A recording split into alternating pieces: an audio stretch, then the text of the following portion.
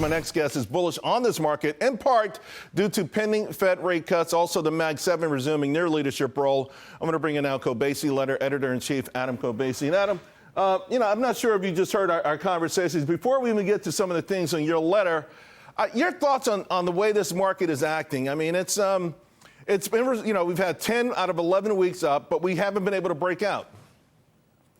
Yeah, I mean, the whole Fed pivot trade kind of kicked off late October, early November, and that immediately sent the S&P 500 almost near all-time high. It sent all the other market indices into all-time high territory. And then now we're seeing, that trade is kind of just proliferating, especially because no one wants to step in front of this market right now. The Magnificent Seven continues to push higher.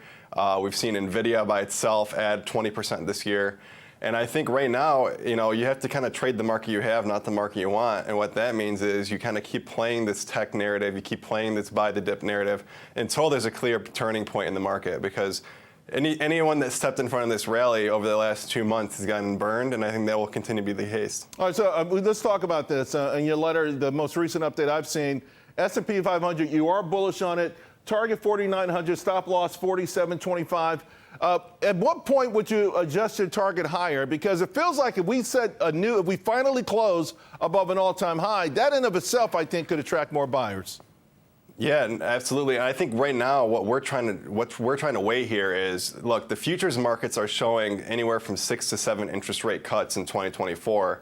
The Fed's latest guidance was 3 cuts, maybe less, based on what officials are saying publicly. So clearly there's a disconnect between markets and the Fed in a bearish way, right? Because markets want a much more dovish outcome than what the Fed is projecting. But like I said, that narrative continues to drive. And I think what our thought is, we're going to keep kind of raising our target slowly, especially as dips continue to be bought.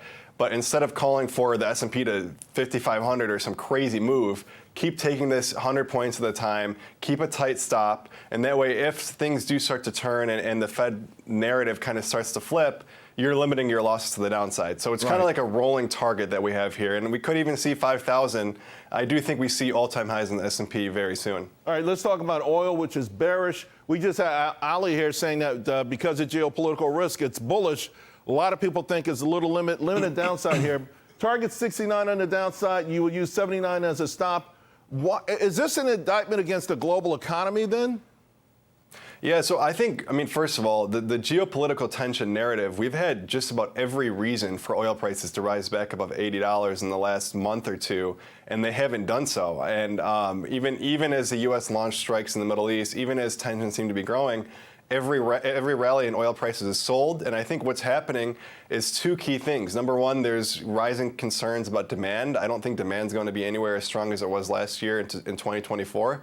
And I also think there's a lot of people kind of questioning, can OPEC remain compliant with these cuts that they've held for so long now?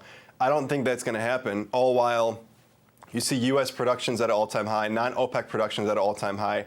I just think there are a lot of external factors that are kind of turning against oil markets, and that's why we've been shorting this thing all the way down. And I do think oil prices head back below $70 next. Adam, we got less than 30 seconds to go. Gold, you're bullish. You're looking at 2150. It feels like everyone's bullish on gold. It's finally breaking out. Do you get any anxiety at all if everyone's in a bandwagon with you?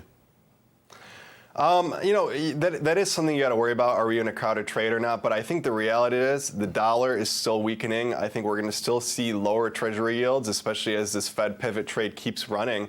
And I think, look, you've seen this in many of these commodities, or even in crypto. You saw it in Bitcoin. When everyone starts funneling into a trade that has been heavily shorted for so long, you don't need that much upward momentum and pressure to kind of get gold prices to new all-time highs. I think we could easily see another new all-time high soon. 2150 plus is coming. And I think, anything that's betting on a weaker dollar / lower rates will continue to push higher over the near term into February and March. All right, sounds great. Hey, Happy New Year, Adam. Miss you, man. Great work as usual. Talk to you again soon. Happy New Year, Charles. See you in studio soon. All right.